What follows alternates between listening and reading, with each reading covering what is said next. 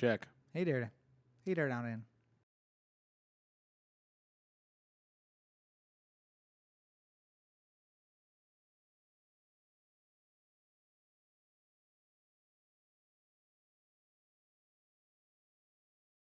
Still nothing? Can't hear it?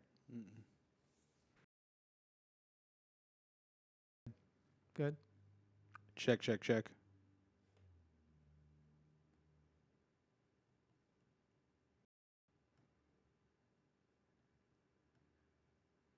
Monitor off.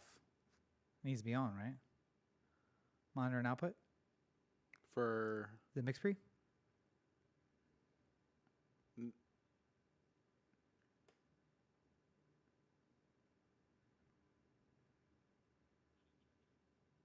We're good.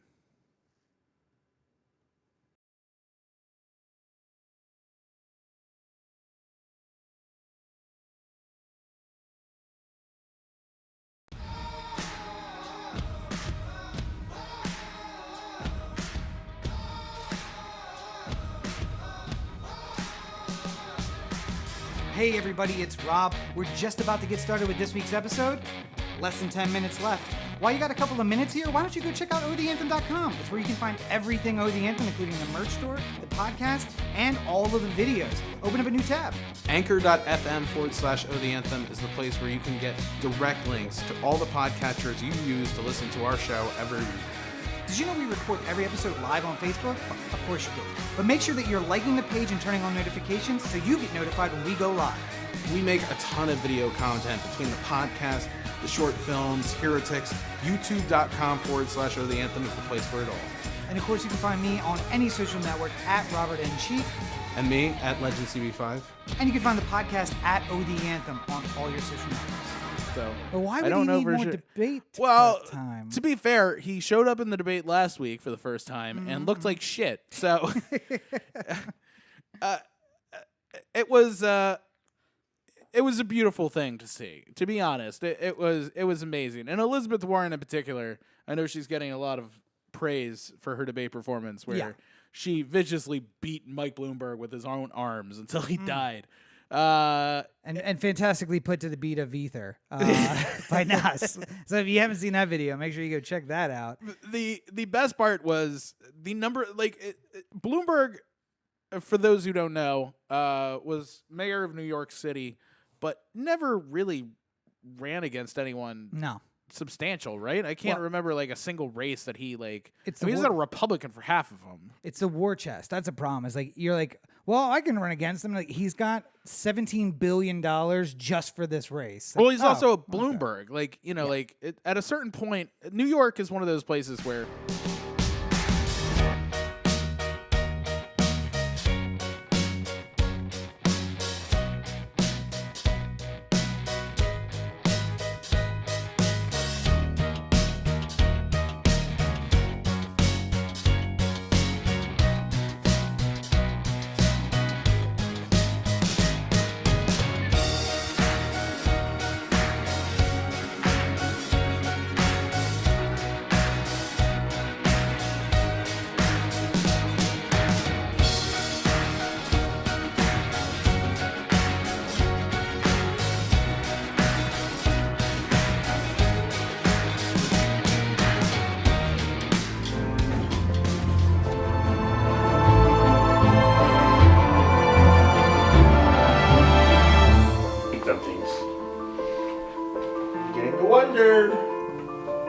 Wonder what about what?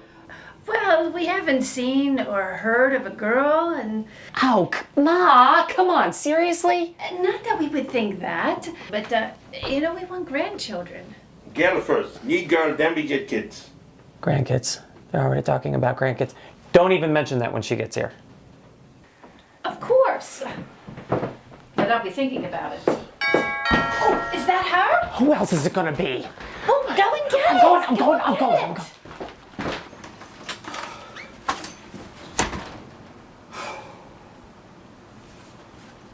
Oh, shit. Well, that's a nice greeting. Sorry, babe.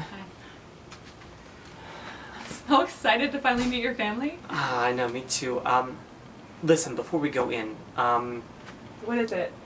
well, you know basically everything about me. Well, at this point, I would hope so. Yeah. But, my parents, the reason I haven't introduced you to them is because, What is it?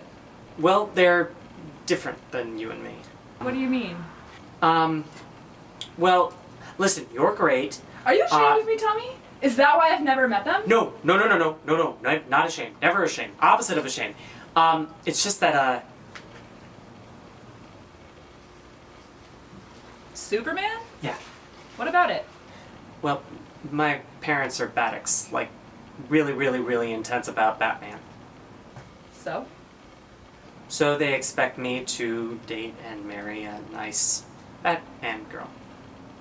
Oh, I see. Yeah. Look, I know they're going to love you. It's just that once they get to know you, then we can ease them into the whole Superman thing. Alright, Tommy. Alright, I just wish you would have given me some kind of warning. Trust me, they're gonna be so happy to meet you, I promise. As long as I believe in their hero. Please don't do this now, Steph. Do what, Tommy? I'm not doing anything at all. Then why do I get the feeling that I'm in trouble here? I don't know. Why don't you ask Batman about it? Shit. Are you going to keep her standing on the porch all night, Tommy? Invite her in already. I was going to, Ma. Tommy, she's beautiful. A real gift from Pop, Anthem, she's huh? right here. It's lovely to meet you both. You too, dear. Please, please come in. Dinner's ready. Great, I'm starving. Suddenly I'm not so hungry. Oh, Tommy, you're such a joker.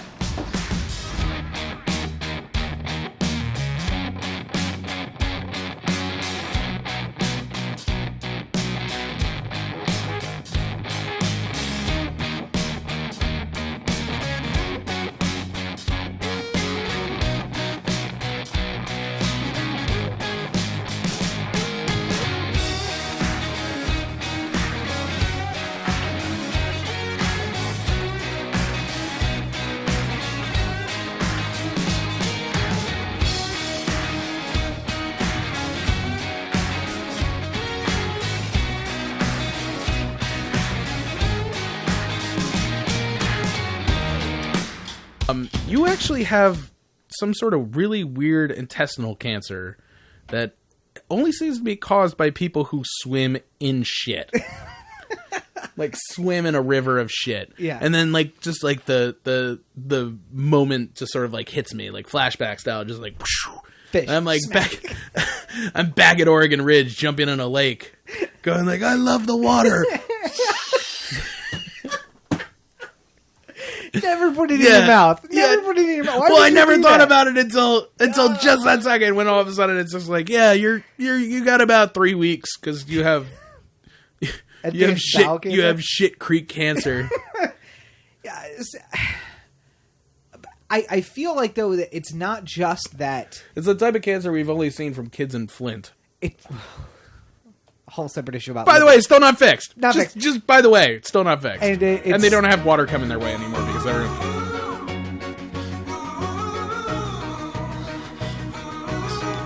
I mean, there's a small degree of pride that I feel when our men's basketball team is blowing out like You mean when Poland by 70 points or when whatever? a team of professional basketball players beats a bunch of young men from a country who occasionally play basketball? Yeah.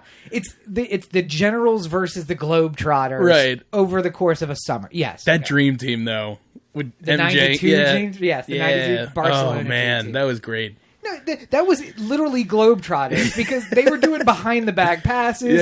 No look, and the team from Poland just like, what game are we playing? I don't even know if this is basketball. Wait a minute, isn't that technically traveling? NBA We rules. don't call it here.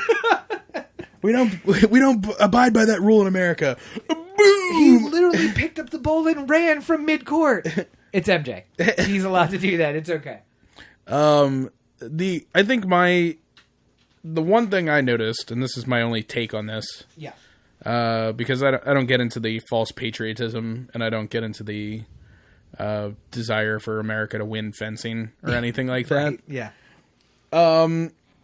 Because I mean, there's some sports I just don't care about.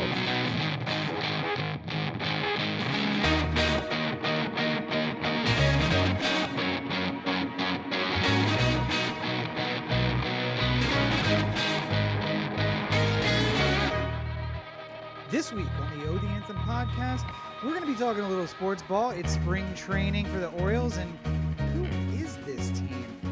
We have a goodbye to say and for your consideration. In the news, how could we talk about anything other than the coronavirus? It's spreading across the country. We are all going to die. In politics, Biden had results come out in South Carolina, and that's not the only thing that's out. A lot of candidates are as well. We're going to talk and Super Tuesday coming up on the show first.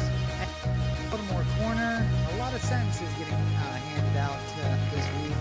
We have some thoughts. One of them today might just ruin the show. So make sure you join us.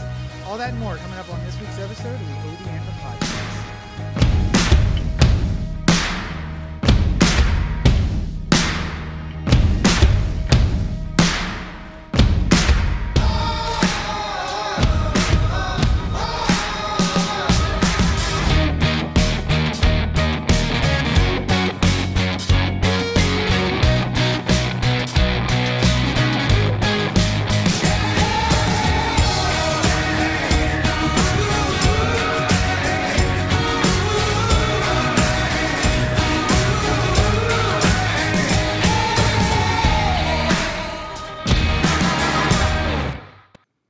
If you were to make it to heaven, what's the first thing you'd want God to say? This is Corey, and this is the OD Anthem podcast. Good afternoon, everybody. Welcome to episode 308 of the OD Anthem podcast, coming to you from the # LA studios, high above the 110 freeway in downtown Los Angeles, California. Thank you for joining us. Yes, thanks indeed. There is so much to get into this week. I know, but you know what I said? We talked about in the pre-show. It's a good idea. Let's start at the end of the show. Usually we wait till the end to take a trip on down to the BmoreCorner. Where you get the straight dope? Absolutely. But so much good Baltimore news, I don't want to leave it to the end. Yeah. We have to get it out there. Good Baltimore news. It needs to be gotten out there, that's for sure. Yes. That might be clear. Some people got shot. Pretty violent. Basically the third world. You might be safer in Baghdad than you are in Baltimore. But that's not even what we're talking about. No. Criminal justice system works. I thought you were gonna go with run amok, and then I didn't even think that really fit properly. Yes. Yeah. So we had two different kind of sentences handed out this week. Earlier on, we had Catherine Pugh sentenced to 3 years in jail plus 3 years probation for all the corruption that went on with the Healthy Holly book scandal, everything like that. And then just today, the sentencing in the Keith Davis Jr. trial, the fourth time that he's been tried for the crime, and he was sentenced to 50 years on second-degree murder. No, wait. You must have those confused. A corruption trial in which someone bogarted the campaign, got elected mayor, and had $1 billion budget. That's the 50-year sentence. And the guy who is causally connected to a murder that he probably didn't commit, that guy got 3 years, right? No. And so I guess let's start with Pugh. Yeah. By the way, speaking of starting with Pugh, a little bit. Like we moved our studio close. Wait, what is it they call it in Dundalk? Is it the shit bowl? When Edgewood and Dundalk the play? Acorns? Yeah. That's what I call them. We're about to play that game in the studio right now. So thanks for that. The the mayor's name is just so unfortunate, however you want to look. So Catherine Pugh was obviously caught up in getting zero bid contracts and basically selling her book for way more than it was worth to donors, more or less. I mean, like between University of Maryland Medical School, she was on the board, and they were all basically using the university to get money from them. Like all the different board members were doing some sort of scheme. And then being able to take that money and do things that she felt she needed to do in order to win an election. Like, she wasn't doing well in fundraising, so all of a sudden there was a lot of mysterious donors who donated a lot of money to her campaign. Right. Thing that people at the time thought was weird, how, like, all this money came in all of a sudden.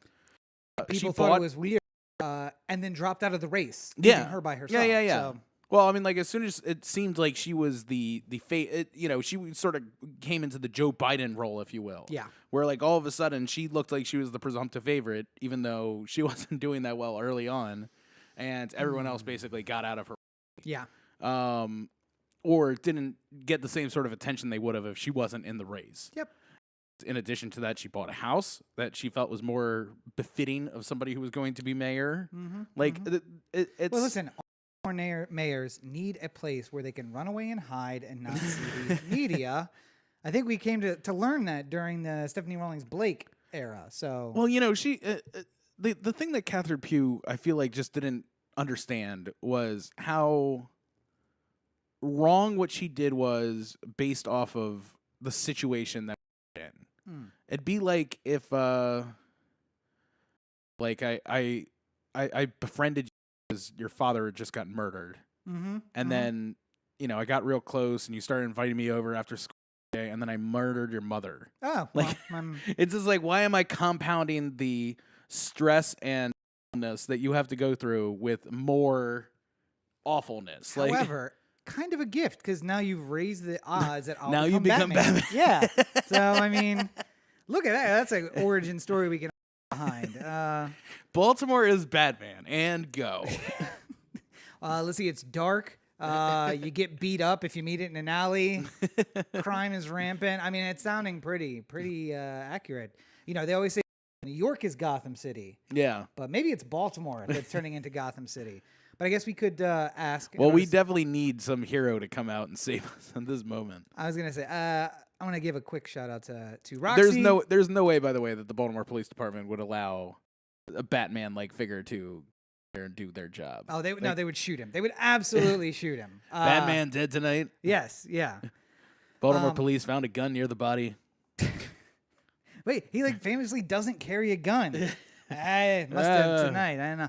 I saw a black figure with what looked like a weapon. There's only one thing we can do there. Just shoot. He shouldn't wear all black and make me assume things about him. What are you talking about, officer? I mean... Wait. It's a white guy? He was all black around the eyes. I don't understand. It's very confusing. I'm very confused. I couldn't really tell because the voice was like this. Oh, yeah. Kind of a voice for all races. It's like, it's a and he came at me like an animal. I don't know what to tell you. Like, oh, I see. Okay. But yeah, like a bat. So the city didn't get. And here's the thing. Let me ask you. Yeah. Would you forgive her trespasses if murders were down over the first year of her mayorship? No. And, like the city was just generally better. No. I mean, what if things had improved by 50% under her first year of leadership, and then it came out that she had corrupt. My one line, and I think famously of musicians, this is where I've sort of said, like, I don't care how crazy you are, if I like the music. Yeah. As long as you don't actively hurt somebody. Like, I remember Prince got in trouble because he, like, repainted somebody's house that he was renting. Yeah. And it cost, like, $700,000 to repaint the house or something. Yeah, but he just paid and repainted it. Yeah, I mean, like, at the end of the day, nobody was really hurt. It was just that he had to spend a lot of money to repaint a house. Yeah. And like that's the kind of zany weirdness that's okay with me. Like, he brought a llama into the music studio. Now when you're talking about like Michael Jackson and kids and stuff like that, then now you've hurt somebody. So I can't own your weirdness anymore. You've crossed a Rubicon here. But I'm saying, what if no one got hurt? What if the city was better at the end of her first year and then the corruption came out? I still can't because no way to the violation is of the trust. Okay. The corrupt violation of trust. And what about the hero? She's the hero we need, not the one we deserve. No. No. A take your medicine mayor was a unfallible saint who was going to do all the things that nobody else wanted to do in order to make the city better, and knew that they might only get one term because they were going to do all the things that nobody wanted them to do and just get it out of the way, and then the next person would be able to run free. But wait, did we want her to, cheat her way into the mayorship? Did we want her to not sell a book called Healthy Holly? That actually apparently isn't very good. She did all the things we didn't want her to do. Right? She is, in fact, the mayor that you're describing. I am so glad that Corey is coming out as so pro Catherine Pugh on this. Let me really happy. She didn't though. There was no like the crime went down all of a sudden when Catherine Pugh went into. Oh no, it went up. It went and up. in fact, it was you knew that she was asleep at the wheel more than others had been. I mean, like, so doing a lot of Baltimore related research, and specifically with the Gun Trace Task Force and stuff, and I find that the amount of incidents that sort of happened right around when Catherine Pugh was the preordained candidate for mayor until when she left is just like too hard to deal with, you know? Because like in Baltimore, when you win the Democratic primary in April, you're basically the mayor. Yeah. Like Yeah. you're not entitled the mayor, but like if you say something and you said like, you know, like, oh, I think we're going to shift focus to schools as like a citywide effort, then the current mayor would feel the pressure to have to do what the new mayor was going to push, you know, like Stephanie Rawlings Blake couldn't release a budget like fuck the schools. I mean, she did. She did several years in a row, but you know. Well, you know, those police department need overtime, so. And what is it? Overnight shipping on $80 or $300,000 worth of equipment. Like shipping was $84,000 to confront a bunch of kids at a school.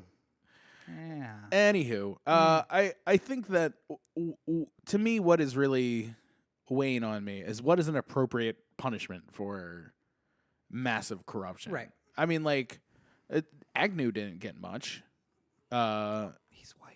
Well, I know, but I'm saying like, you know, I feel like he was Greek when you're connected to the party in some sort of way, whether or not it be Republican or Democrat, then I feel like there's leniency that's given to you because like it's why would we toe tag Catherine Pugh when the next person who comes along might get it worse, you know? You mean Rawlings Blake is head of the Council of Mayors and now working for presidential candidate Mike Bloomberg.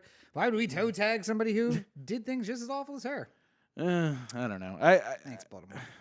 I'm so like angry. I was angry the other day when the sentence was coming out, just because I feel like she hasn't learned a goddamn thing. She released a video that they played in court that was basically like the type of thing you would see at like if you went to a political fundraiser dinner. Say you went to Pete's big event tonight, right? Well, they might have some video that plays before talking about how great of a president Pete would be. Is it an in memoriam? And it'd be like here's the Pete Buttigieg story. Yeah, sure, yeah. He was born sometime in the 80s, like hard scrabble life, military, gay, mayor, now presidential candidate. It would like do the documentary style thing about like how he, you know, like all him talking to camera, being like, "That's when I knew I had to stand up for America," that sort of thing. The Catherine Pugh's legal team put together a video much like that, where 40 seconds at the beginning was, "I'm very sorry to the people of Baltimore and the people I hurt," blah blah blah blah blah. Fade to black, cut back in. She was born. She was born one of 6 children in Baltimore, and it just like continues on with just like, and then she fought for the people of Baltimore during the riots and Freddie Gray and blah blah blah. And it's like her and Elijah Cummings like always holding hands and like doing like holding hands together and stuff like that and celebratory victory. Like we're gonna show some pictures of Elijah Cummings to make you think she's not such a bad person. I mean, he's a pretty terrible person too. But I mean, like it was like it was so. I when I saw that that was the day before the sentencing happened. I said whatever. I wish the judge could just watch that and just be like, I'm sentencing you for more for that alone. Like, you so clearly didn't learn a lesson. You're trying to like clean up the mess with this video, and you're gonna hold a press conference after your sentence, going like, "This isn't the last you heard of Catherine Pugh." By the way, news: she can't run for mayor again or any other elected office because she's a convicted felon now. So we got that going for us. We don't have to worry about her Sheila Dixon on us for the rest of our lives. Ay, Jesus Christ. Well, I mean, maybe the prosecutors have finally learned their lesson. If you're convicted of anything in Baltimore, we're going to make you plead to a year and a day just so you can't run for mayor again. The fact that Sheila is just going to run for the rest of our lives is just irritating to me. Well, Let's hope the rest of her life. I mean, she is in her 50s, right? So She's gonna be like Castro. She'll live forever. well, they're both evil. They both smoke a lot of cigars. Yeah. Both spend a lot of time conveniently just outside of Washington. Yeah. Back in the old days of Castro, I guess. It put it in stark relief when Yeah. a guy who, as Corey said in the opening, 4 times they tried to convict him. Twice they did. Both were overturned by the State Court of Special Appeals. They got him again this last time, and he went up for sentencing. And apparently the courtroom was packed with supporters who were just like, why are we even doing this anymore? Yeah. But the judge, in his infinite wisdom, gave him 50 years, which is essentially, to a guy who's been shot in the face by the BPD, a life sentence. He's not. I mean, he needed to get out of jail pretty soon to like really handle some serious medical issues that he's going on. Because honestly, I firmly believe this. I think the Baltimore Police Department would hoped he would have died at some point by now. Hoping that all along. As much as none of them would be able to ever admit that sort of thing out loud, their lives would have been so much easier if Keith Davis was just gone. Yeah, he was supposed to die the day of. Why are you living so long, man? Because then they could just not have to worry about this coming up every so often. And the is that every step along the way with the trial, and it was never like, I feel like during the first couple of trials, it wasn't like ever that type of story that really like broke through in a huge way. Like not like in Freddie Gray's case, obviously, like where everyone knew about it.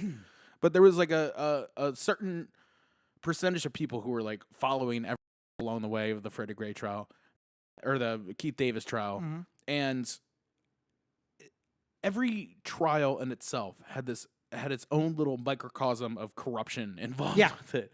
That was so between Brady violations and not turning over witness evidence to the defense and star witnesses who aren't star witnesses anymore because they recant their testimony and just all kinds of shady shit from the SA's office, taking his original trial, pushing it back outside of the speedy trial provision, even though he was dying of a bullet in his neck. I mean, like, there were several petitions to get him medical care, which the prosecutor's office fought. You can't leave prison to go to the hospital. No, that's not how this works. We're not going to do that. It's a complicated surgery. We don't think it's worthwhile for him to have it. What if he dies before we get justice? The worst part is that me and you were sort of talking about this outside, is because in this trial, in the fourth version of this trial, they can't talk about the things that happened in trials before. Yeah. And they can't talk about how how originally the state's case was entirely different and different people were in play, but now that we know that none of these people are real or legitimate, reliable, none of them can be called as witnesses anymore. So we got this whole new defense of what happened. And this video evidence that just turned up out of nowhere that shows somebody who looks black, so probably Keith. Yeah, I mean, like who, it's clearly a black guy not wearing the same outfit that Keith was, but I think people could change clothes. Yeah, of course, right on the street. Seems like a reasonable request to somebody. I mean, like, I don't know, like, it's upsetting to me that we could be watching the trial and see all the problems that happen along the way, but the people who are the jurists in the fourth trial have to focus on just the evidence that's given to them at the time. Yep.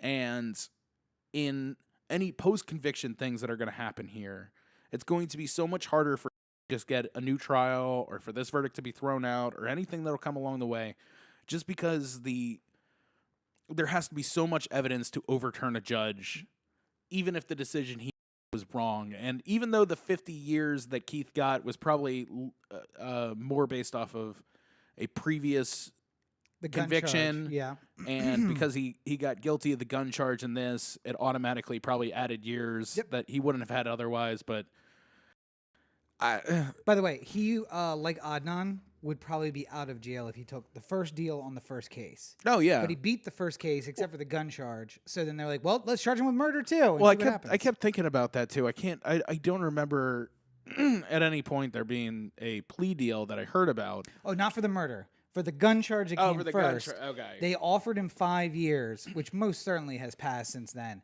And he said, "No, I didn't do it." And Well, the he murder beat came charge. later, right? Yeah, so he beat a trial where there was like 17 charges. The only thing they gave him was felon in possession of a gun, but then they didn't find that he used the gun in the Of a crime, commission yeah. of a crime. So he had the gun. They caught him with the gun because of the crime, but he didn't actually commit the crime. But And that's- also, officers involved in this case were also involved in TEF Yes. cases, and there's lots of evidence in the gun trace task force of officers planting guns on scenes. There was one that I was reading where Wayne Jenkins ran over a guy and basically realized there was no gun, and he was going to be in a lot of trouble. Just ran over some guy. Yeah. So conveniently, a gun shows up. Weird. And it makes the whole thing seem like it was reasonable that he ran him down Yeah. with this car, you know? And again, the woman who shot him in the face was ancillarily alleged to the gun trace task force. Yeah. Where they found a gun that had no prints and was in a place where he logically could not have it. So I don't get it. And the fact that Marilyn Mosby's office like continues to like sort of like tap dance on any kind of she celebrates like every little victory in this Keith Davis case. Like she doesn't even realize that it's a 180 face from where she was when she was charging officers in the Freddie Gray case. You know, like she goes from the steps of the War Memorial Plaza saying like, you know, we've heard your calls for no justice, no peace, and we're going to bring it to you. And then immediately just turns a blind eye to Keith Davis's thing. Almost like I can't keep charging cops. Like I'm already in What do you want enough me to do? shit Come right on, man. now.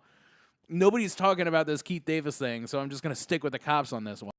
And then all of a sudden, like she's in this death pact with the Baltimore Police Department as all these chips are falling, and She's stuck, like, though. she's stuck, Yep. and she can't. What is she supposed to do at this point? Yeah.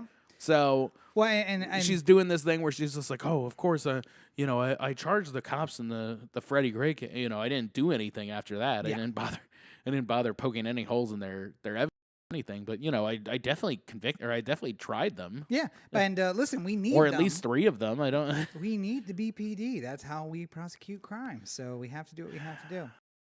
Here's the thing. I can't say for sure that even if he gets this overturned and gets a new trial, that yet another type of some sort of corruption pops up during the next trial. Because it does seem like all 4 trials, something came out either after the trial or during it, which impacted the end result, it getting overturned twice and sent back down to the court. And this one has a very clear Brady violation that the judge just allowed them to continue and probably should have granted a mistrial. But I don't know. Is before the end of the day where his sentence went through, the Maryland Court of Special Appeals ordered a stay on the sentencing because apparently they're going to chime in. They want to say, which I think is likely either the evidence presented by one of the witnesses who's now been made part of the gun trace task force makes it an unreliable finding and Yeah. you can't do it, or the fact that there was a Brady violation that was so extreme that it's now lasted, like 6 years over 4 trials, and you just pretended you didn't have this, that he should not be tried. I mean, the one thing they could do is to say, overturn the verdict and find that jeopardy applies, so he cannot be tried again for that.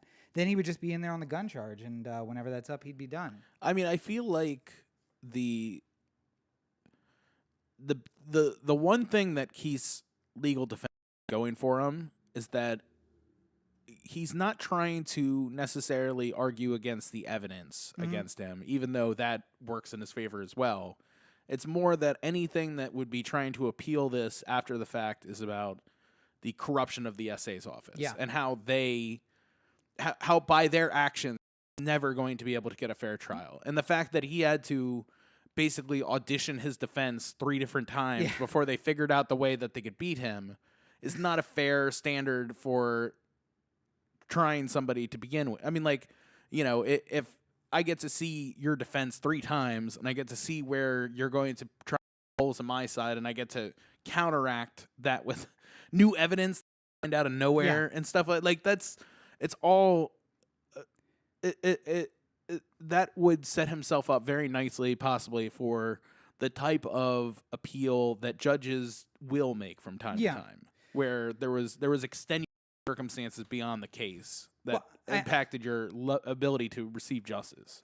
With that though is the state presented 4 different theories of the case. Literally, it was different every single time, and that is in response to the evidence that was produced by the defense in the previous trial.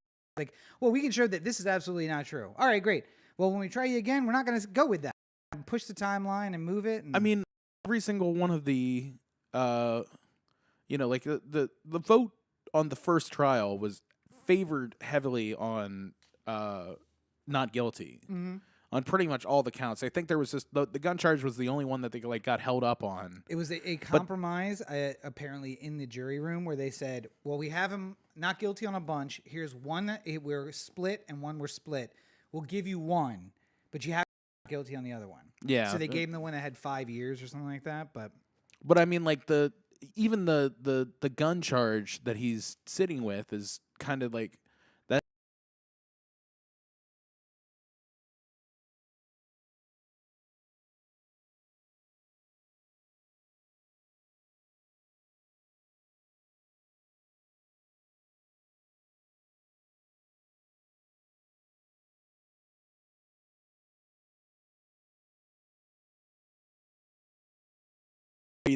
That because there's a guilty verdict and because there's a sentence, that we're less likely to get it overturned. Mm-hmm. Just because that's usually how it goes with cases like this. Fingers crossed. We'll find out in the next few weeks what the Court of Special Appeals has to say. But I imagine it won't be the last story of corruption in the police department and the state's attorney's office. Probably won't be the last story of corruption in the mayor's office. Basically, Baltimore's for sale. So if Jeff Bezos, I mean, I know you just bought a house in L.A., but maybe just go there and you and Kevin Plank divide the city in half. Do you want to own Baltimore? Yeah. I'm pretty sure. It's like one of you guys can start the Sharks, the other one can start the Jets, and we'll just Oh man, Charles Street. I'd love to see a little millionaire gang off. Eventually, that's going to come. We're in late stage capitalism as it is. So, Steyer and Bloomberg were almost at it the other day.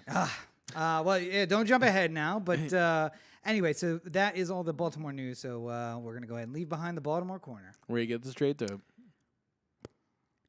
And I guess, well, I was going to say we should jump right into sports ball, but I think maybe we should let everybody know that the O The Anthem store is still available. I don't know if you guys have seen the Instagram post that we did about the brand new T-shirt. I don't think we've talked about that enough because for people who are in LA or people who wish they were in LA or people who visited LA, I think it's a very unique T-shirt idea that everybody should like. Yeah, and I think that I mean, for one, I've noticed a lot of traffic to the O The Anthem store, so I feel good about people finding it now, and we're constantly committed to making new T-shirt designs and trying to expand what we do here. It's just a matter of like sometimes you just gotta like sit it out and like hammer out all the details and like figure out what works and what we need to design and stuff like that. But it's number 2 on the agenda. Number 1 is a 4-year consideration splash, which is coming very soon. And then after that, we got more T-shirts. And assuming that the Mexican border doesn't get shut down by coronavirus, will be. But yeah, so make sure you check out the new DTLA Dark. That's my favorite, DTLA Dark, on the O The Anthem. It's of course available at otheanthem.com. And I'll tell you, I'm going to get one, and I'm going to wear it the next time that I have to make a transcontinental trip, and maybe I'll get a shout out by somebody in New York. When the Pew trial verdict came out, I decided I had to wear my Baltimore Corner T-shirt. Right, yeah.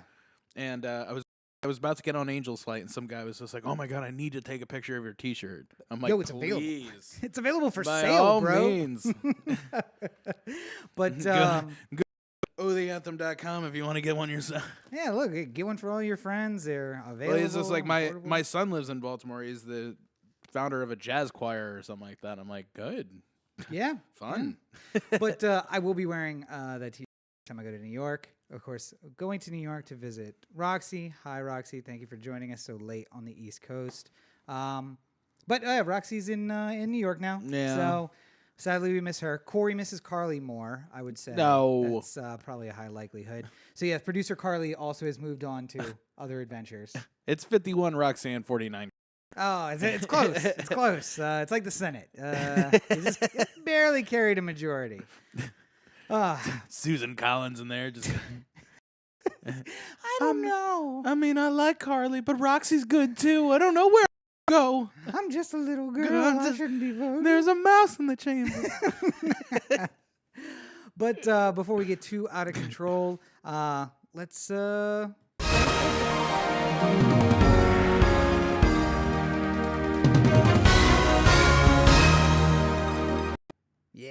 Yeah. So not a lot going on. Yeah, not a whole lot of sports ball.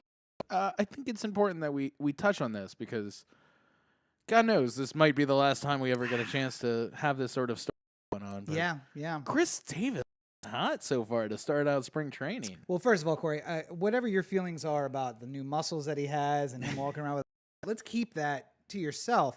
But he is playing very well, I would say. So he has been hitting a couple home runs, going opposite field. Chris Davis, Photo Davis. I was don't type and talk at the same time. time. Trying to type in Photo Day. That's just the old ones. Yeah, it's not yet. We're not close. No, we had Photo Day. Oh, do we? Yeah, I don't They're not remember. public, though, are they? Yeah, they usually show them off. Oh, I haven't. Let's see. That's previous pictures. I don't believe Yeah, anything you're saying. I don't know if it's true. We'll figure it out. Yeah. Chris Davis, in a way that I never would have imagined this logic kind of working. Mm-hmm. But he was just like, I've made a decision. I'm not going to do any of the special video training that they have. I'm not going to do the analysis. I'm not going to do the, like trying to hit it at the right fly ball percent, the right angle or anything like that. All I'm going to worry about is getting as big and brawny as humanly possible, and everything will work out. I'm just gonna rip it. The Orioles are like, all right. And then he went home and got fucking huge, and now he's coming into spring training. Kind of like the old Chris Davis a little bit. Yes. Like, looking like $67 million worth of Chris Davis. Oh, no, it's higher this year, right? It's got to increase year over year. No. It's not like $7 million a year. I thought his contract was worth like 100 and some. No. Yeah, but I mean, like he's paid, like 17 or some million a year, and then there's a lot of Albert Bell money at the end, where he gets like 100,000 a year to. Are we gonna end up with Chris Davis Day for the next 40 years? Oh yes. Oh, Christ. We'll pay you to retire. Let's just structure this. It'll be the out. new Bonilla Day. Yeah. It'll be great fun. Wait, we are getting close to the end of Bobby Bonilla Day. No. I think it's 2025 or 26, which is the last Bonilla Day. So it will be Chris Davis Day after that. Yeah, I suppose after that we'll right at the end of his we'll be like, well, let's structure out this settlement. We'll give you $2 million a year for the Chris Davis Day. Yay. But luckily for us, we're at least getting home runs for our money and made the difference in 2 games in spring training, as much as credence as you want to give to that. Not going to go to spring training, which is very upsetting to me. Yeah, I would have liked to have. We know someone in St. Pete. Yeah. You know. I Especially because it's the best baseball they're going to play all year. They're not going to look this good during the season. Let's just be honest with each other here I want to see all the people that'll be on the Orioles the next time I make a consistent effort to go see. Yes, which will be 2 years from now. But they're not going to play better, and the weather's nice, and they're not going to win 50 games this year. At least I want to see them in spring training. Well, there's a chance it's rained out too. I can tell you from experience that happens from time to time. Well, I mean, I don't know. I was there for 5 days, and I saw 8 games, 2 of which got rained out. It's really just about distracted by other things available in Florida, like the beach or we're out for 5 days. Or Universal or some nonsense like that. You go for baseball, you go for baseball, okay? I'm really looking forward to the season now. I can imagine the Orioles will at some point, I'm sure we'll do our for fun prediction of how back the Orioles will be. But I honestly don't feel like this year's team is going to be. It's going to be bad, but it's not going to be bad in the same way that it had been the last 2 years. I think. At least a little bit of. You'll see some guys where you're just like, oh, well, maybe in a couple years that guy's really going to be something, you know? Because you'll get like the first year of like Mountcastle this year. Yeah. Yeah. And, I hear he hits really well, and he looks like he's ready to take on Major League hitting, but the defense isn't there yet. We And- don't know what position he'll play necessarily. So it's like one of those, like, to bring him up, to admire the bat, but then also sort of do that game of, like, where are we going to let this guy field? Yeah, because Like, the games don't matter. It's basically an entire season of spring training. But and at least we're not hanging our hopes on some unnamed person who we got with from Cleveland. And it's like, who are we talking about now? Oh yeah, we just got him. It's gonna be great. This guy is gonna turn this franchise around. Chris Davis, our franchise player who gets paid like a franchise. well, I player, also so. feel like the difference from past Oriole years is like where you used to sign like Miguel Tejada or something like that. Where Yeah. it was just like the rest of the team was garbage, but you signed Miguel Tejada and you're just like, listen, guys, division's not that far away. We got Tejada now. Yeah. He was a great player, but he wasn't enough to make up for the fact that 8 other people at the same time. Yeah, you can only hit so many times. But yeah, You're one of 9 people going through that order, so. I don't know. Maybe if you put on a mustache, you can get him out there twice. Did he fool somebody? Just put him up there in Jay Gibbons' jersey. It's like, wait a minute, he wasn't right-handed last time. It's like, no, I'm Jay Gibbons. I got a birth certificate and everything. I was Jay Gibbons last time. Yes, this me. Yes. Is there anything else you want to talk about? Nah, that's it for the sports ball. Oh wait, that's not sports ball. That is certainly not.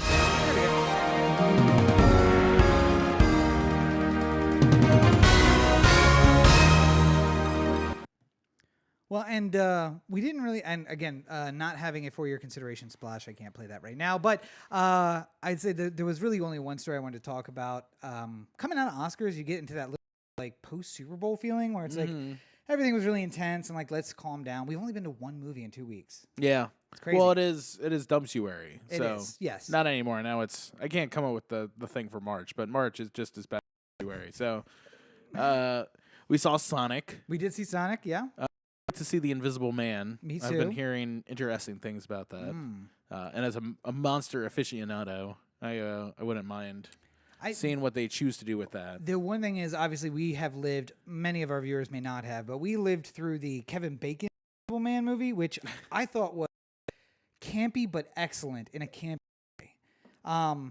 And now they're doing what maybe we should have done all along, which is tell the story not from the perspective of the invisible person, but from the person who's terrorized by the invisible person. How do you make a horror movie where like you're looking at it from the perspective of the bad guy and just watching him lose his mind?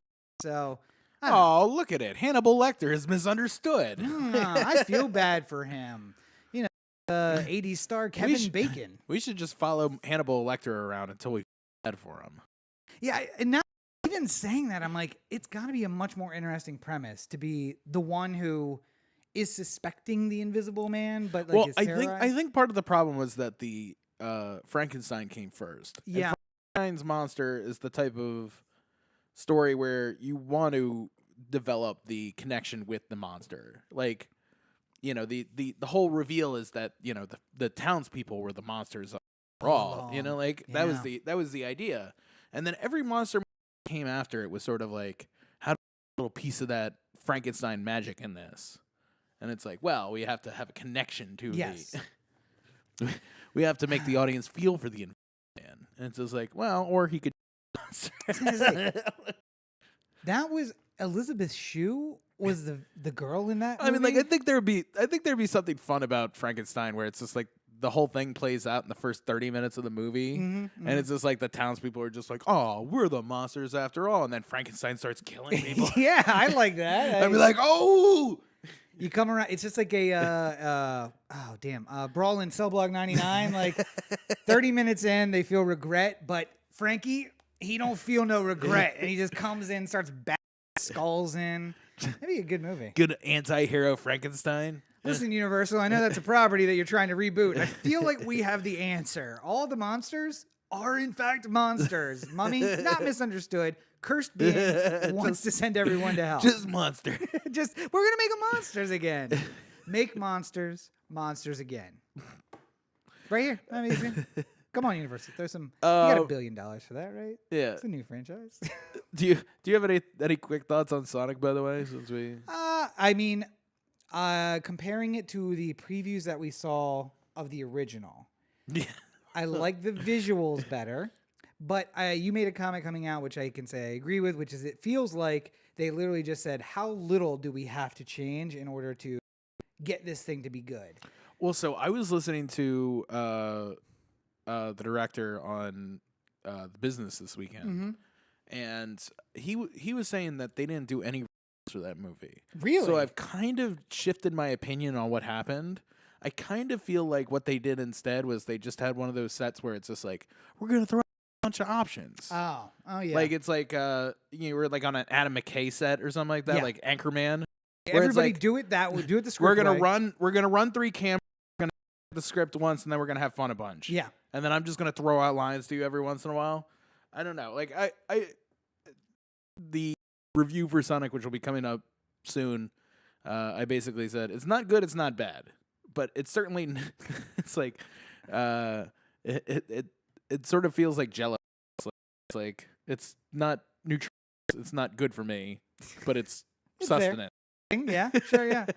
And in a dumptuary, as you called it, just being able to have a little bit of nostalgia kind of like ups the value a little bit. Yeah. The beginning where we see a live action Green Valley, like I Yeah, don't Green wanna Hill spoil it. Zone. Green Hill Zone. And I'm just like, oh, that's what it would look like. That's cute. Okay, now let's get to the story. Oh, there isn't one really. All right, sure. I also like on the review just imagined the first like 30 minutes of where it was all happening in Sonic's world. Yeah, And yeah. then they like watched an early cut and they're so that 40 minutes that we stay in Green Hill Zone's got to fucking go. Yep. How quickly can you the owl and leave? It's just like, well, nobody will know what the hell's about. And this is like Doesn't matter. Doesn't matter. Nobody gives a shit about the fucking owl. Was the owl in the game? No, don't not that I think so, remember. right? I don't know.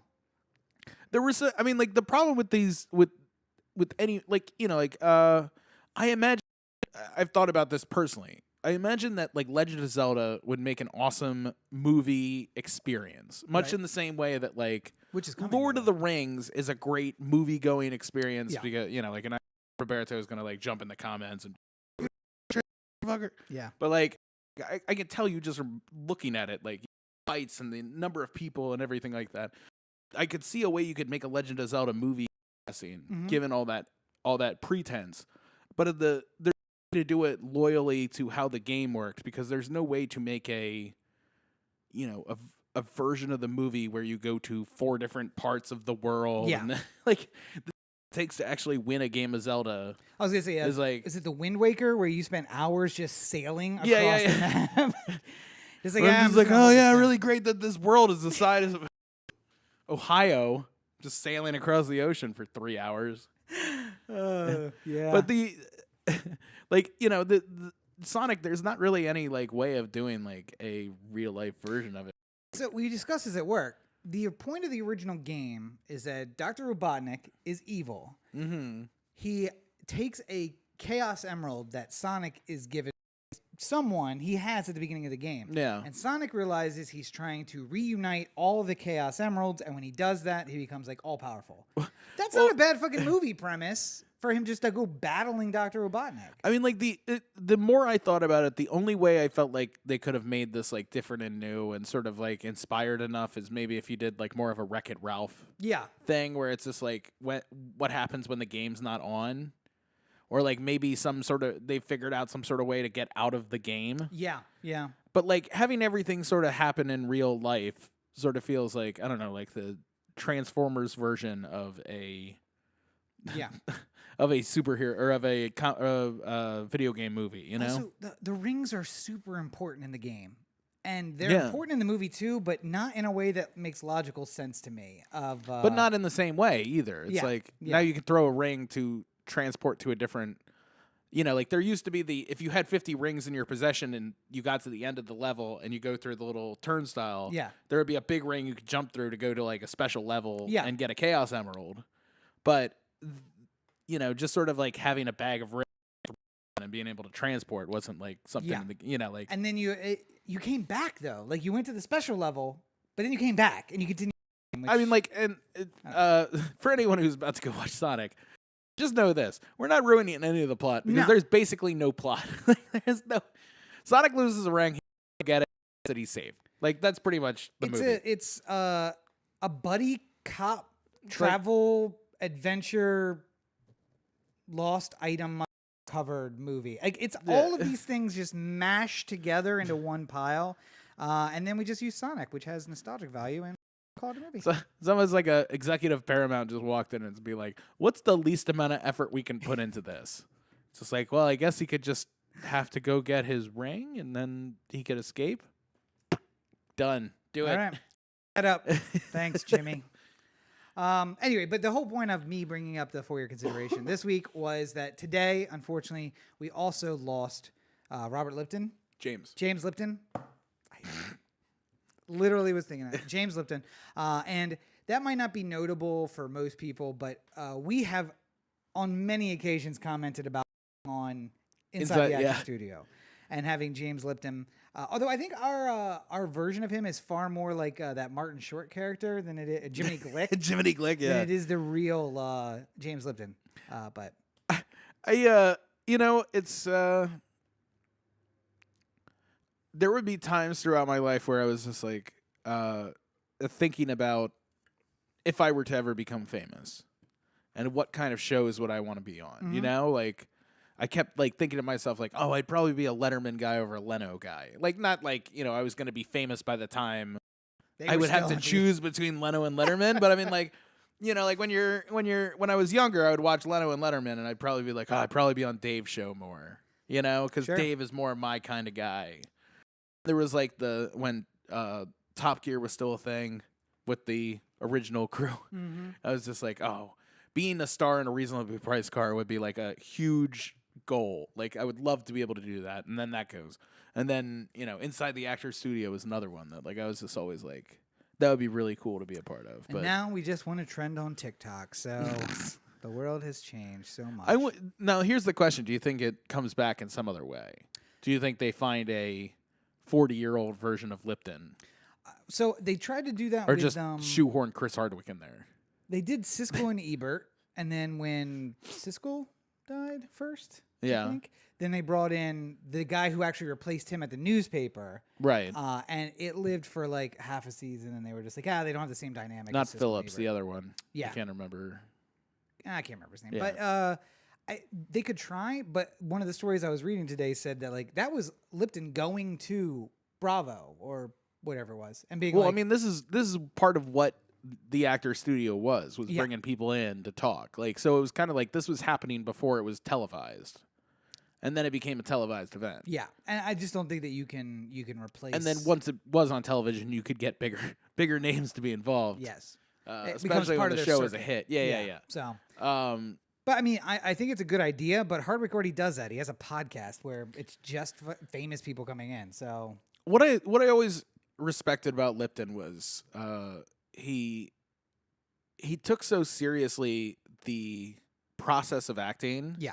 That even when somebody who came in didn't have the same sort of respect for the process of acting, like, because there's some actors who are way more, I just sort of fly by the seat of my pants. Yeah. I don't like do a lot of character. I don't like create my character beforehand. I just sort of show up on set and it happens. But even when somebody who like flies by the seat of their pants would come into the Actor Studio, Lipton would still try and like get to the bottom of like, and why do you think you do that? And it's just like, well, I never really thought about it before, but I guess it's because my mom didn't love me. And then you get that moment. Lipton's sitting there like, interesting. Yeah, and I was gonna say Bravo already has a show about addiction, and to fill that. Oh, but that was like 10 years ago. No, I'm saying like all the episodes of ID10T, it's no longer known but ID10T end up being like, I've been sober for 4 years. Oh, that's great, man. That's great. Like, like what made you get sober? And I'm like, this is not. There is a clear delineation, by the way, between Chris Hardwick's career pre Chloe Dykstra allegations and post. I can tell you that because just having the podcast subscribed and like seeing the level of guest that used to be on the show compared to and nothing against the Property Brothers or something like that, whoever's on the show now. Yeah, but like there definitely seems to be a difference between the type of get he was able to have before again, Nerdist, when it was Nerdist, became one of those stops you wanted to make. Because it's like, I'm making a comic book movie or I'm making like a sci-fi movie. That's the audience. I want to get in there so I can get to those guys to have them come out to my movie. And now it is kind of like, so you guys got that new show on Bravo coming out. And I'm like, okay, yeah, this is fine. How many times I look at a guest and I'm just like, who? Yeah. And then I click on it and it's just like, in charge of Houston's NASA command center. And I'm just like, oh. I wonder if Neil, you think Neil's been on since all that? I don't think so. No, I don't think so either. I like to follow Neil. But Neil had his own problems. And his podcast was gone for a while. Now he's back again. Star Talk. Neil deGrasse Tyson. By the way, did I just call him Neil the entire conversation? Like, I know him. Like you and Neil go way back. Me and Neil, we know each other. We were both in the same astrophysics class. He finished second. No. Here I am. We've been causing trouble with the women, me and Neil. With the lady folk. But yeah, anyway, RIP to James Lipton. And there will be, by the way, you did a Jiminy Click version of Lipton when you just were talking about him. So what do you think you do? Which is not Lipton. And I encourage people to go find episodes. Well, the problem with Lipton is like, I feel like so much of his intensity came from like a stillness. Yeah. And like, it almost looked like a painting was talking to you sometimes, because like he turned to you and you just have like these. His eyebrow game was completely there. It was just it's just like give you an eyebrow over the glass and you just be like, "Do you think your father appreciates what you do?" It's just like, holy shit, cutting deep. Wait, what? I wasn't prepared to talk about this. We were just talking about my method. I got into a place, and now you're throwing me off, James. I can't. I always like too when he would respectfully ask if like we could see an old character. Like he'd be like, "Is there any way we could see Ace Ventura for a few minutes?" Yeah, I will say. So, by the way, some of my favorites. And it's just Jim Carrey just going like, "All right, so how many lines from Ace Ventura can I just parrot back?" All righty. Jim Carrey, Robin Williams. It's weird because it's like all of the character guys from the 80s and 90s. Those are my favorite episodes because he does that and he's just like, so what's the difference between this character and that character? And I'm thinking in my head like, he changed the voice a little bit and then got paid $20 million. But he's like, no. So the difference between these two characters is about how they see the world. And I'm like, what?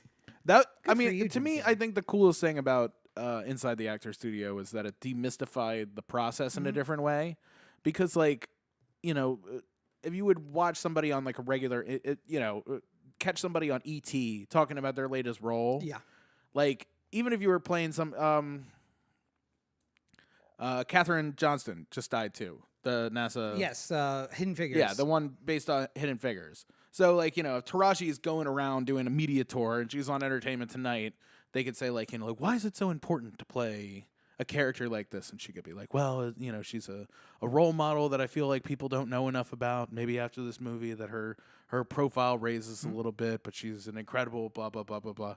And it's all about like, the vague pluralities of who a person is. But when you would talk to Lipton, he was more interested in like sort of how you got there. Yeah. And there would be a lot more questions about like, so when you play Catherine, you did it looked like you tried to keep things a little bit tighter. And she's just like, yeah, so part of the preparation I did for the role was I was putting a ruler in my shirt to make sure I was like saying stiff, because she was a very like serious, like stiff, like she seemed like the type of person that if she wasn't like sitting perfectly up in her chair at all times. So I needed to like train myself with that. And that's like the type of thing that you would never get in the ET interview. They don't have time for that. Yeah. They don't care. But like with Lipton, he wanted to like get into all these little like little pieces that I always found fascinating. And thinking about all the episodes of Inside the Actor Studio that I saw, one thing that all of the actors always brought up was preparation, and especially making sure that if they were about to be on camera, they would memorize all of the lines. So maybe, I don't know, someone we know should watch every episode of Inside the Actor Studio. And I will say this, maybe the thing that was keeping all the back episodes off Netflix or something like that was Lipton didn't want them out there or something like that, and maybe the family will pull a Prince family and Yeah. Like what? Paycheck? Yes. wait, we can make absolutely. money by putting this on Netflix? Fuck yeah, Let's do it. Let's put all 27 seasons of Inside the Actor Studio on Netflix. I don't give a shit. By the way, it was like an American show that ran on the British schedule where it was just like all of a sudden he'd be like, we have 6 episodes coming to you over the next 6 weeks, and then didn't hear from him for 18 months. Like He'd disappear for a year and a half. yeah. You completely forget about Lipton, and then all of a sudden it'd be like, Inside the Actor Studio's back, and this week it's going to be Tom Cruise. And you're just like, how are you getting Cruise out of it? Because Cruz wants to be on Lipton's show. He'd just disappear, But show up. R.I.P. to James Lipton. Yeah. And yet another dream shattered for Corey and I. The show we won't be able to be on. But I don't, we're running a little long already. I want to make sure we get to our 2 main topics. Yes. Although the more I think about it, there is less to say, except for me to just look into the camera. Wait, let me get on. I mean, let me a get lot on of one shot. a lot of these things tie together too. Yes, so you're I feel true. like- Right. But I want you all to listen to me carefully. We're all going to die. Okay. So I started scaring the kids at work by every time they bring something up, I'd be like, "Oh yeah, no, we're all gonna die," and they're just like, "Wait, do you really think we're gonna die?" And then I would go get the gas mask that I bought, and the next time I came upstairs, I would have the gas mask on and just be like, "Hey guys, how's it going?" Like, what are you wearing? This is an N99 certified gas mask, so it keeps me safe from all of you. I'm gonna outlive you all, and you're in bars and going to raves, and you're gonna get corona. I'm getting a little bit. So there's a 2-sided thing to this. First of all, anytime any kind of virus breaks out in some sort of way, it's covered ad nauseum on every newscast across the world because it's one of those things that like a hurricane, it'll get people to watch TV. Yeah. If you talk about coronavirus enough, then people will just continue to watch CNN and act like they're watching it literally like moving across the country. It's like live murder porn. And it's not because, the reason why they air it so much is not because the crisis is that much worse than it was last week. It's just that people will keep tuning in to watch it. Now, the other problem is, hold on. Okay, I know go you're ahead. going to make the argument that things are a lot worse than they were last week. Yes. But hold on. The other thing is that now it's gotten out there in the news enough that the right is now doing this. You're just saying that coronavirus is the worst thing ever because you want everyone to be scared and you want Trump's stock market to tank and like all sorts of stuff like that. And I'm just like, maybe we can be somewhere in the middle. Maybe we should be seriously considering our actions and how we quarantine people who might have the disease and keep it from spreading. And at the same time, let's not do 24 hours a day of we're all about to die. Yeah. I would say Maybe the agree. happy medium is somewhere. I'd say I agree with you, but the fact remains that we are all about to die. So predictably, because the CDC did predict this happening, it reached a point in the U.S. where the flaws of our medical system headed downward, and the number of infected people hit a magic point. And that point was, hey, the waitress who touches your food, she can't take a sick day because she has to go unpaid if she takes a sick day. So she comes into work, she's not feeling great, she coughs on your food, and then 10 days later we find out, oh, she had coronavirus and probably really felt like shit and should have stayed home, but she went to work every day until she went to the hospital. And now who knows how many people she's infected. There are now 100 confirmed cases across the U.S. It went from 7 to 100 in the course of a week. 6 of those people in Washington State died. 2 people in Florida died. 2 people in California have died. And they're looking now for infections in New York. And not to tie this in with... And don't forget about all the people who died in China and Europe and Italy and stuff. I was talking about important people, Americans. But yes, no, I think the death toll now is pushing 1,000, including all the people in the Wuhan province. And the kill rate is going up, if you will. Like, it seems like the virus is slightly mutating and doing better at being spread and doing better at killing people. And we don't have the facilities, the system set up to deal with this. People don't have insurance, so they don't go to the doctor until they go to the ER. They don't have sick days, so they don't take off work. And I mean, listen, all of my staff now, starting in 2020, has like sick time and vacation time and like the whole nine, health insurance. But there was a time when people had like, I have 2 sick days a year. I got to decide, is this one of the days I'm going to feel the worst in the next 365 days? Okay, so to me, the problem with like sick days and this part of logic is that I've also felt pressure to make sure that I don't take sick days that impact other people. You know, Yeah. I don't want to like take a sick day on the day payrolls due because I'm the one who does payroll. So if I take a sick day, then nobody gets paid tomorrow. You know, those were the things that would weigh on me. And I know weigh on other people. Like I can't take a sick day on Tuesday. You know, like. Yeah, I like literally, it's like somebody was like, if you're not feeling well, you should go home. And I'm like, who is going to do what I do? Yeah. Which one of you wants to step up and take my job over for even a day? But I mean, other people luckily we are encouraging the staff to stay home, but I know we are reaching the point where some of them are already out of sick time from like a rollover plus whatever. And it's like, either we have to credit them and let them earn it back, or you just say either unpaid or come to work. And is it worse for them to stay home unpaid, or maybe for us to pay for extra days, or to have them come to work? But the virus seems to be getting worse, and it doesn't seem to be stopping. And the CDC said, hey, here's the problem. The test we have, we're not sure is accurate. Turns out it's not very accurate. And people were misdiagnosed as not having it when they did. And the CDC also said we're going to reach this critical mass where the number of the impact of our medical system and the number of people is going to cross. And that seemed to happen this weekend. And now things are flying a bit out of control.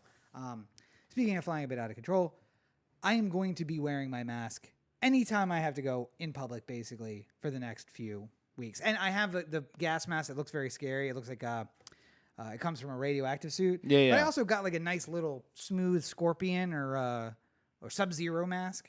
That's the one I'm going to start wearing. You know what I think you should start going with is the guy from Mad Max.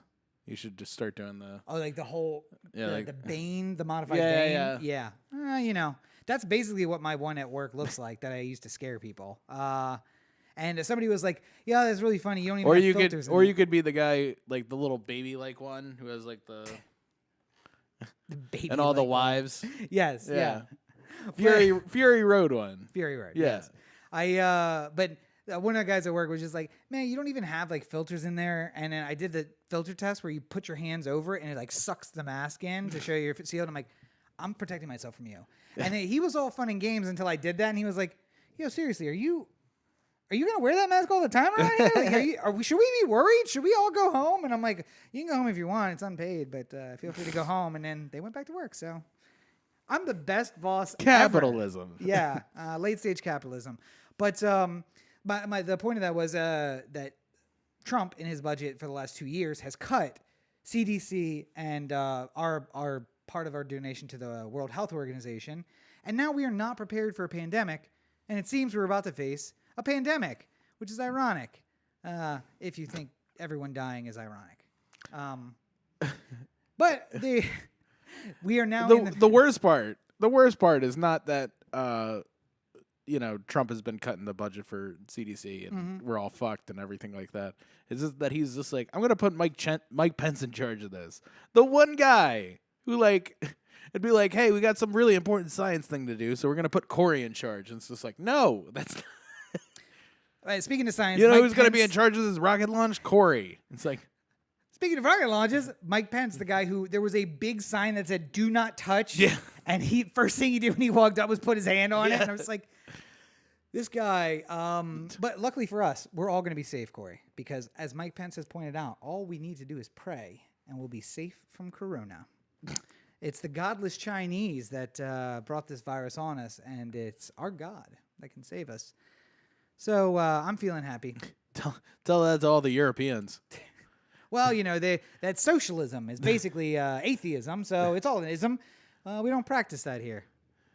That's diet God. We practice itties. Christianity not atheism. Socialism, atheism, they're basically the same. It's God's punishment on Europe and the rest of the world. Oh, lordy. But also turns out we are in a race to try and replace that guy. And we've reached that point in a democratic race where, the party starts eating its own. And then on the other hand, we start losing candidates who strangely back the guy that no one thought had a chance until South Carolina. So... What's amazing to me with Joe's huge win in South Carolina. Oh, by the way, Joe Biden had a huge win in South Carolina. Yeah, in case you missed that part, is that with that one victory, he's second there in the delegate count. A lot of people in South Carolina, surprisingly. Oh, I know, Less but than I'm saying Iowa and like, New Hampshire. but it's amazing how like Joe was effectively dead, and then one win brings him all the way back. Like I wouldn't have imagined such a delegate swing with the one victory, Well, keep in mind, though, all of these states have been like split delegates. Yeah. And the vote has been like 15% to 14% to 12%. And a big win means you get a lot of those chunks of delegates. Yeah, so it doesn't have to be California to make an impact. You have to win by a lot. And nobody has won by a lot. He's the first one. Well, to win by a lot in a state that carries a lot of votes. Yeah. I mean, like, you could argue that Bernie won by a lot in Nevada and won by a lot in New Hampshire, but it wasn't. There was also a lot of people who were, like, cutting into his vote total. Yes, yeah. By having people in the campaign who wouldn't. And, I want to say we've lost a lot of candidates. One of the candidates we lost this week was Pete Buttigieg, who I said nearly 2 years ago would make an excellent president and is likely to run for president. And I believe Corey said something along the lines of, who? And I said, keep your eye out because this guy's got something. And it turns out he had a lot of things. What he didn't have was any support in the black community, which is very important once you get to, the South. And What I urban do areas. appreciate about Pete is that he was just like, you know what? We're done. Like he was doing well. He was placing he was getting podiums all across the race, and then he loses huge in South Carolina. And he's like, you know what? There's no way to the end. I'm bond. See ya. Well, and I think part of it also was they were using South Carolina as a test. Like, are the national polls correct? Do I really have 0% in the African American vote? Oh, I do. Okay, I'm just gonna go home then. Okay, cool. Maybe we'll figure that out in the next 4 years, and I'll be back. But I got to figure out how to make black people like me. So he's out. Amy Klobuchar. Just walking around, and be like, "Will you be my friend?" What? Like, I need a black friend. I need one black friend. Yes. Because what I've learned hanging out with Joe Biden is that he says, "My black friend O'Brock." All he says. So I feel like I need one of them too. Yeah. Yeah. But, no, Pete's out. Amy Klobuchar is also out. And the difficulty with that is you have two centrists who are essentially folding their votes in behind Joe Biden. And he also got a... See, but I really wonder about that. Because to me, when I heard that Pete and Klobuchar and Steyer were all out, not that I was thinking about voting for any of them. I was thinking about Pete. But you I were wasn't thinking about Steyer? No. Come on. It's a dark horse candidate. But I mean, like, none of these people dropping out made me go like, well, I guess I got to vote for Biden. I think they all sort of said to me, Warren's more in play. Yep. Which I think is interesting because a lot of people are sort of at this point saying, why is Warren staying in the race when she's under the same sort of like, humongous deficit in delegates that Pete and Klobuchar would be dealing with. It's Super Tuesday. You guys didn't even make it to Super Tuesday where you could have won a lot of delegates.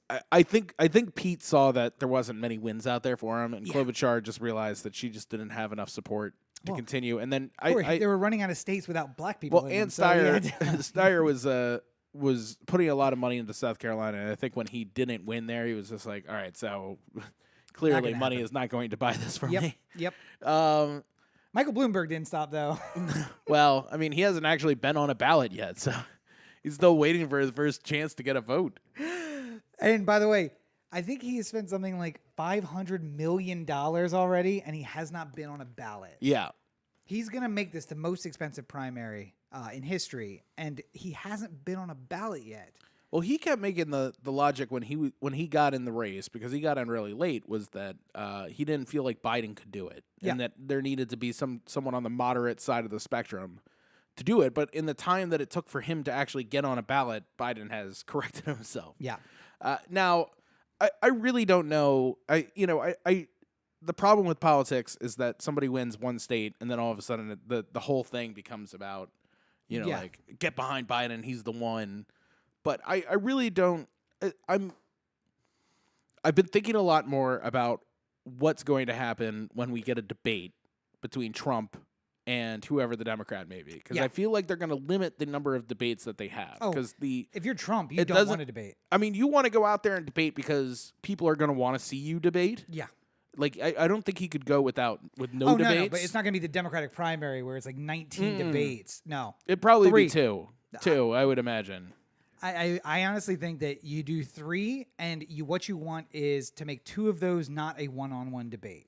Town hall style, like, let's all just get together, because surprisingly, he's good colloquially. He did really well in that debate with Clinton, except for when he was like creepily standing behind her. Right. But otherwise, people think about him being like a creep over her shoulder, but he was really relatable in that debate in a way that you don't think a guy who claims to have $1 billion but probably doesn't would be relatable. Yeah. He made her seem like the out-of-touch rich person.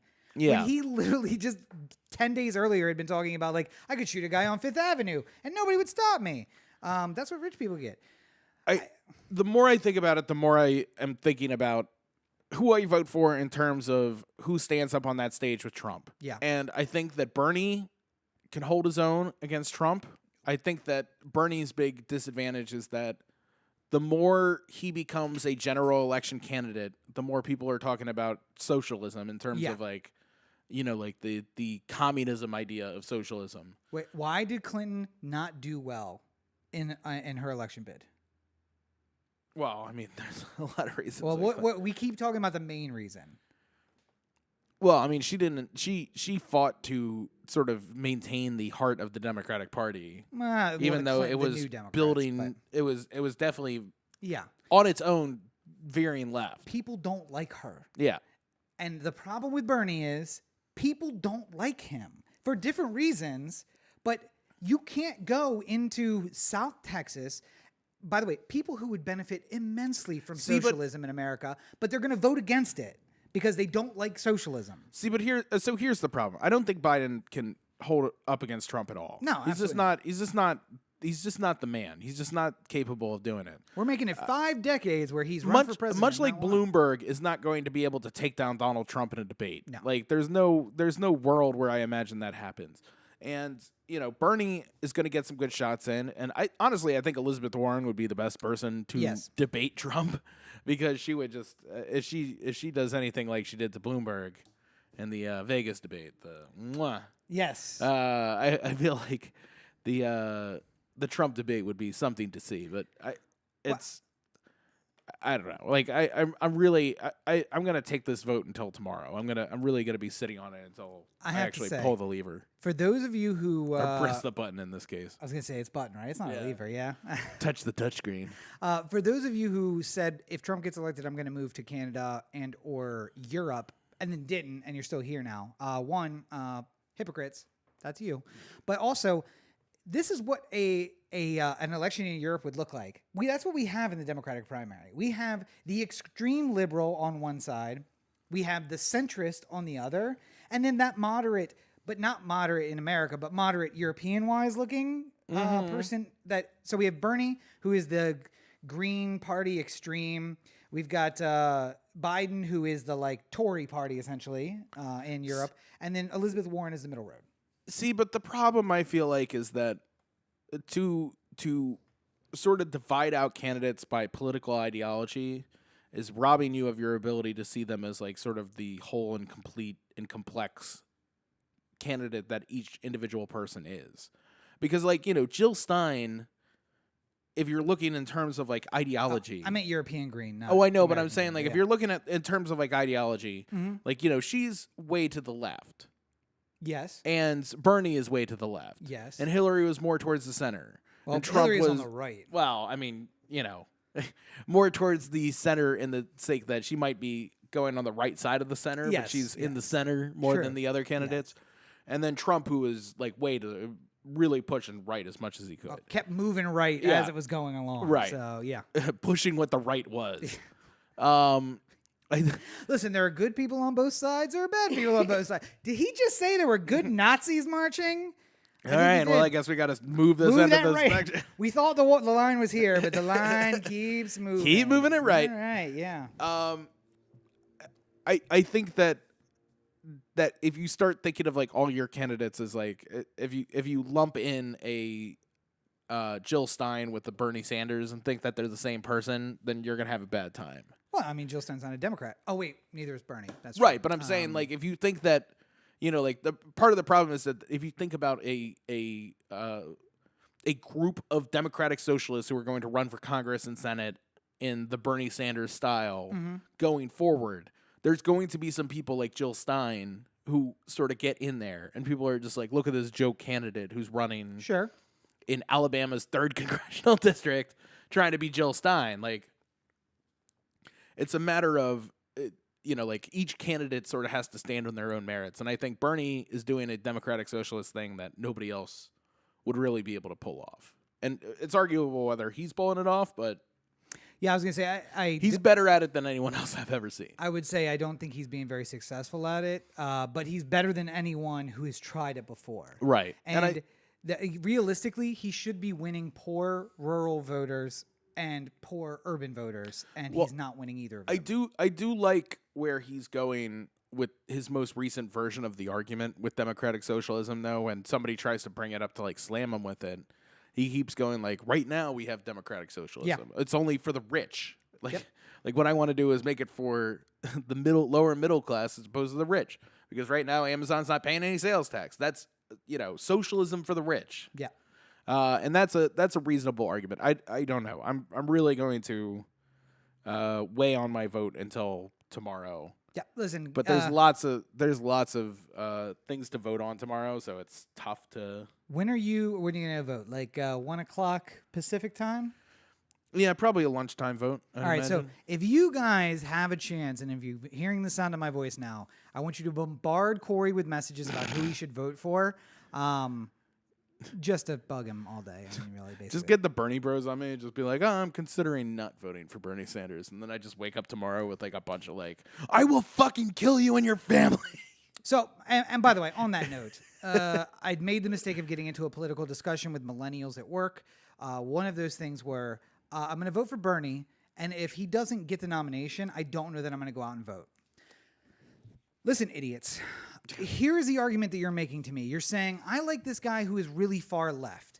And if he doesn't win, I'm not going to go vote for the guy who is slightly less left than him.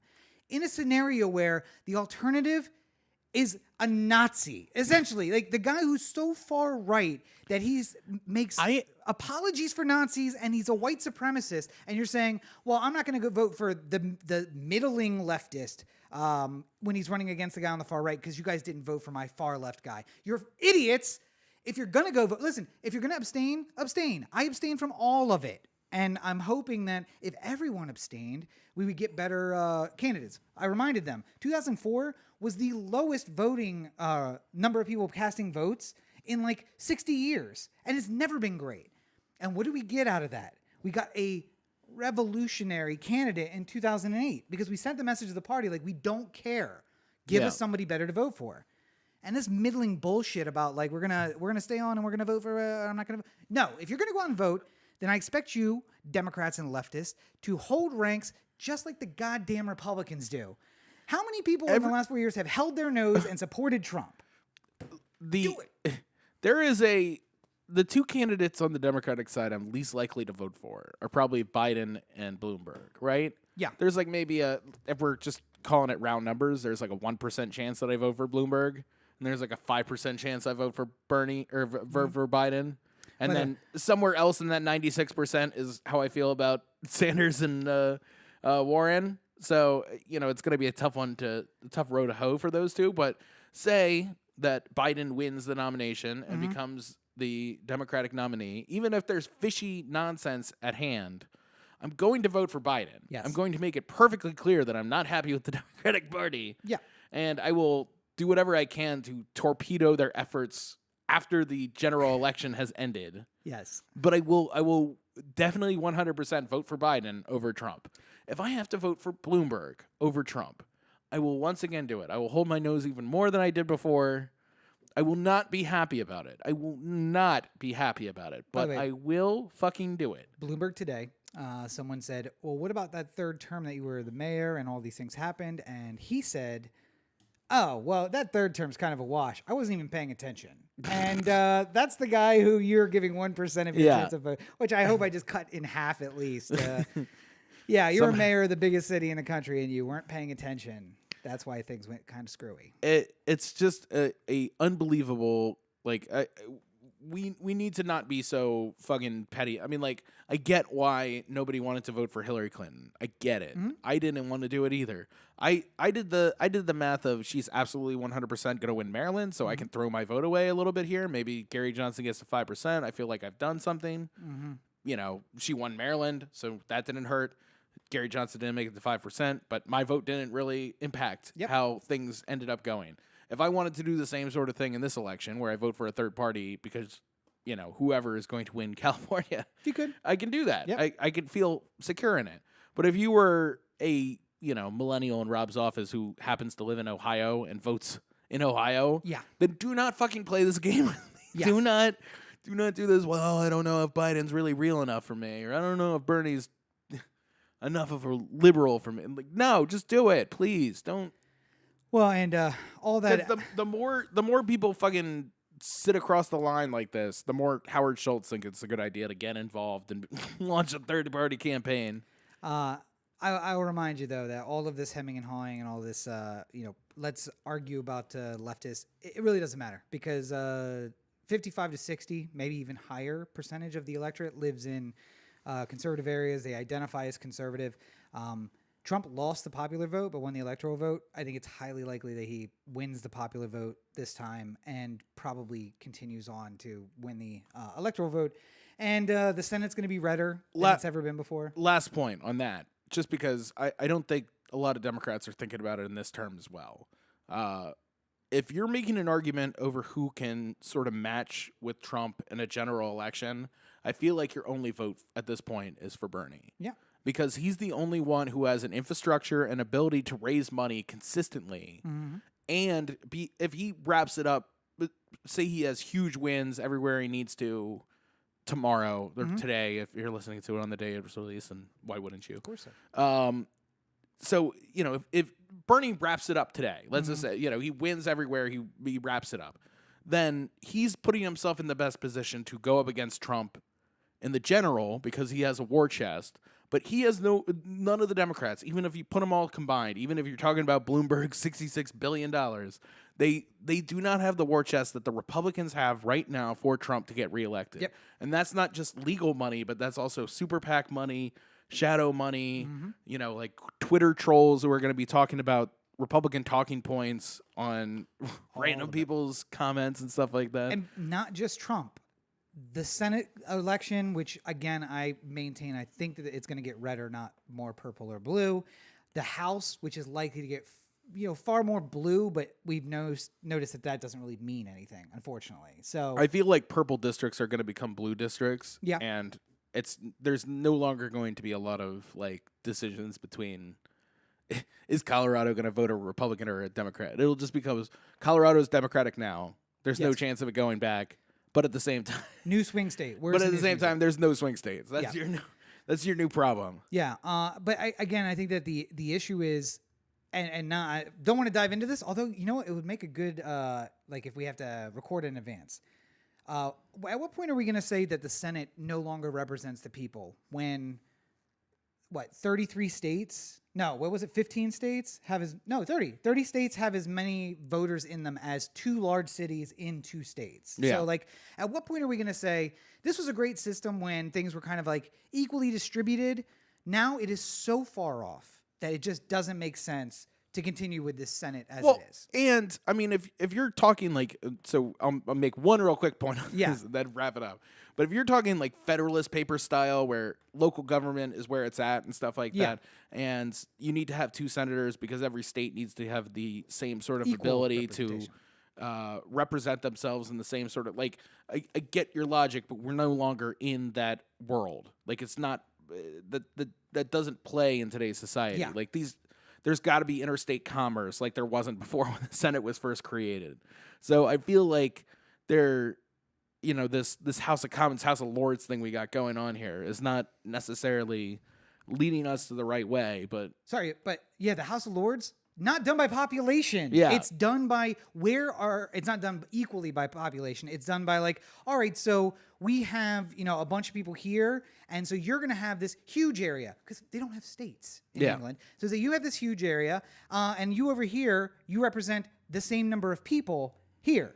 So Yeah. it's equal by population, not necessarily by these lines we've drawn on a Right. map that means something that we now have 50 of and are split basically half and half.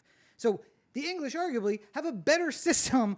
Also, by the way, proportional representation in the lower house, multiple seats in a district, and you can elect 2, and they can be from different parties. There's also like 19 parties. These are all things that the English are superior to us then. I don't know if I want the 19 party thing. I mean, they actually have 5. I feel like there's 5. Oh, I know, parties. but I'm saying like I feel like America definitely needs more political parties Yes. Mm-hmm. to like help even things out a little bit. But I do not want to go to the more crazy versions of Italian, certain Greek. European countries Yeah. where there's 97 political parties, and it's just like I'm a Tory, but I actually believe that we're not doing enough for income inequality, so I'm a Toryette or something. I'm gonna It changes like cut off- one little problem that Yeah. you have with the party. You're just gonna separate and create your own party. Nonsense. But by the way, I have my opinion goes the other way. I think we should have less parties. I think there should be one party, my party, and for everyone who's in the system now, guillotines for everybody. And then I think I continue. Or to how argue. about this? We bring back this old chestnut. If somebody appears on television, like in an interview format, you don't tell us what party they belong to. Hey, how about that? You just put Bernie Sanders, Yeah. Senator of Vermont, on there, and then you listen to him, and then you decide whether or not you like him, and then later you can And I you mean, can like go online and just be like, wait a minute, this guy's a Democrat.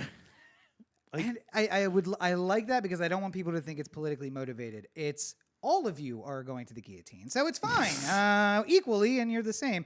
And then comes the Pax Roboticus. Anyway, where you give me, the benevolent dictatorship for 18 years, and I show you exactly what we are capable of doing when Hold we on all a s- come together and support me. Do you hear that? No, what's that? OhTheAnthem.com, Corey to OhTheAnthem.com. Oh, the Anthem on Facebook, Twitter, Instagram, and the listener line, 443-219-7595. What's that number again? 443-219-7595. You can find more of me at my website, CoreyBakerFilmmaker.com, Facebook.com/CoreyBakerFilm, and at LegendsCB5 on Twitter, Instagram, Snapchat. The Sonic review is coming. I was working on it, and then Premiere crashed. I didn't have time to go back and do all the work I was doing before, so it'll be up soon. But want to go see another movie. Yeah, I was gonna say we're in the period now where it's a lot of crappy movies, but I got a lot of time, so Maybe we can just catch like a weird Uncut Gems screening at like some weird, I really do want to see like on Uncut like a Gems. Tuesday or something. I hate that this Uncut Gems is what was the movie line? Ford versus Ferrari was that? We almost missed that. Even though Yeah. we both wanted to see it. Uncut Gems, same thing. I'm like, why haven't It we just not got seen lost in us trying to catch up on all the Best Picture nominees. Also, I think that we did have tickets to it and we missed. The Yeah, showing. yeah. That's right. There 'Cause was that one too. Parking in Burbank is the worst. No one should live in Burbank. You should all just leave and leave me the theater. I'll live right there at the mall. But of course, you can find more of me at Robert and Cheek on all your social networks. Make sure you check out robertandcheek.com where you can find links to everything that I do, including the books that are available on Amazon. Barrel's books. Due to a crazy moving situation, I didn't have a Sunday video, but going to be working to get Sonic out on Thursday. So make sure you check out youtube.com/Rob Cheek where you can see all the Everyman movie reviews. I'm actually, let me get your opinion real quick. Think Yeah. about splitting that off onto its own channel. I get the most feedback from it, and I'm a little worried about me ranting about something political and losing a bunch of supporters on my channel. So that's something I'm considering. Let me know. What do you guys think? At Robert and Cheek everywhere. Yeah. Let me know what you think. I'll think on it too. Yeah. Because everything else is separate. All the social media is separate, except for the YouTube channel, because it's on my YouTube channel. Yeah. But, yeah, well, we'll see. Yeah. But that's things that are coming up. So, all right. A lot of time for thinking, a lot of time for doing a lot of stuff. So, Well, I think we've done good here today. we've done something. I don't know if it's good. But as always, you're listening to the Oh, the Anthem podcast, part of the Oh, the Anthem digital network. For Corey, this is Rob. Have a great week, everybody. Oh no, Rob! I think they're coming to get you. Wait, what? Oh, yeah. Oh, wait. Who's coming to get me? What do you mean? Wait, what? Is that lights? Is that some sort of lights in the It's air? about to happen. What's that? Oh my God! They're coming to get you, Rob! Get out of here!